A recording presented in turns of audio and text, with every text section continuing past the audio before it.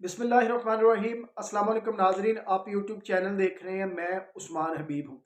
पाकिस्तानी कौम, पाकिस्तानी अवाम और पाकिस्तान की हुकूमत अपने दोस्त ममालिक जो इस्लामी भाई हैं तुर्की और शाम, उनके साथ इस मुसीबत की घड़ी में उनके साथ खड़े हुए हैं। जो कल एक बुरी तरह जल्जला आया, पहले एक जल्जला आया और उसके बाद कुछ घंटों के बाद एक और जल्जला आया और उसके बाद बारिश शुरू हो गई।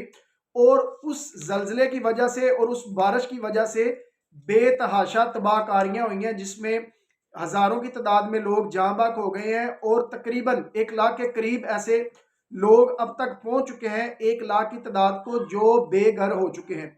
तो अल्लाह उन पे अपना रहमो करम करे और पाकिस्तानी कौम और पाकिस्तानी हुकूमत उनके साथ खड़ी है।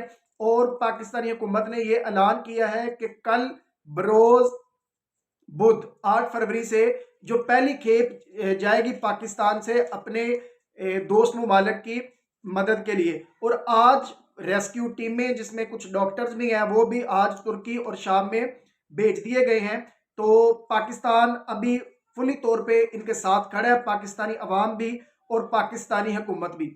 IMF ने एक शर्त रखी थी कि जो अब मुआहदा होगा उसमें अपोजिशन लीडर भी होंगे और अपोजिशन जमातों के कुछ रहनुमा होंगे और फिर वहां पे उस मुआहदे पे सिग्नेचर होंगे।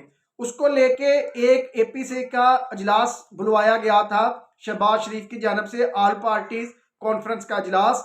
और उसके बाद जो कुछ हुकूमत के तहादी थे वो इस चीज पे एग्री नहीं थे कि PTI को उसमें बुलाया जाए, क्योंकि जितने भी ये PDM सरकार के लोग हैं, जितने भी इनके इत्तेहादी हैं, वो अब तो सिर्फ इलेक्शन से नहीं भाग रहे, अब PTI के लोगों को मिलने से भी भाग रहे हैं, क्योंकि उनकी एक ही डिमांड है कि आप इलेक्शन में आए, इलेक्शन में आए।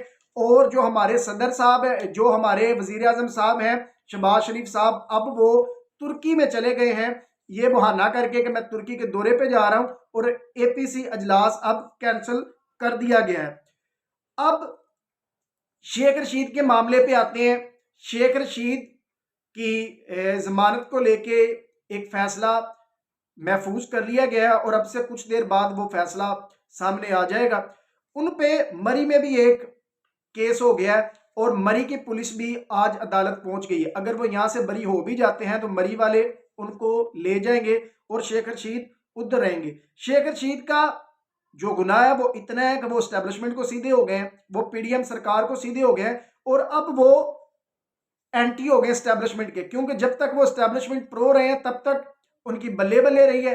ये एस्टेब्लिशमेंट ऐसा ही करती है कि जब तक कोई बंदा इनके साथ चलता है ये ठीक रहते हैं, और जैसे ही कोई बंदा इनसे पीछे हटता है तो फिर मुकदमात होने शुरू हो जाते हैं। परवेज लाई की रहायशगाह गुजरात में फिर से रात गए इन्होंने छापे मारे हैं पुलिस ने, FIA ने, और उनको भी अभी बार बार तंग करना शुरू कर दिया है, क्योंकि परवेज लाई साहब भी अब टोटली तौर पे, फुल्ली तौर पे एस्टेब्लिशमेंट से पीछे हो गए हैं। और वो बता रहे हैं कि जनाब नहीं, अब जो मर्जी आप कर लो, हम इमरान खान के साथ हैं। और फिर उसके बाद मोनस लाई का भी ट्वीट आ गया, जब इन्होंने छापे मारे तो उन्होंने कहा आप जितना मर्जी डरा लें, धमका लें, हम इमरान खान के साथ थे और उसी के ही साथ खड़े रहेंगे। Army chief general Asim Munir साहब ये लंदन के दौरे पे गए थे और वहां पे इन्होंने मुबैना तौर पे नवाज शरीफ साहब से मुलाकात की है।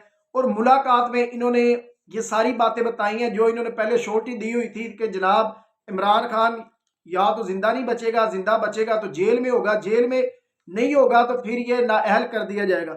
और उसी मामलात पे बात करने ये गए थे और दोबारा फिर से ये गारंटियां दे के आए हैं कि आप टेंशन ना ले, इमरान खान नाअहल हो जाएगा और आपके लिए एक जो ग्राउंड फील्ड है वो बिल्कुल सेट कर दी जाएगी, आप आएंगे और आप इलेक्शन जीत जाएंगे। एस्टेब्लिशमेंट के जो कुछ अंदर के लोग हैं, कुछ जो मुहिब्बे वतन पाकिस्तानी, अब वो खुल के सामने आ रहे हैं और वो बार बार इस चीज पे जोर दे रहे हैं कि जैसा भी हो आप इंपोर्टेड सरकार को घर भेजें, क्योंकि मुल्क की मीशत दिन ब दिन गिरती जा रही है। और वो अपने सीनियर अफसरान के सामने मुखालफ उनके हो गए हैं और उनको ये कह रहे हैं कि आप जो मर्जी करें, आप पाकिस्तान को इलेक्शन की तरफ लेके जाएं।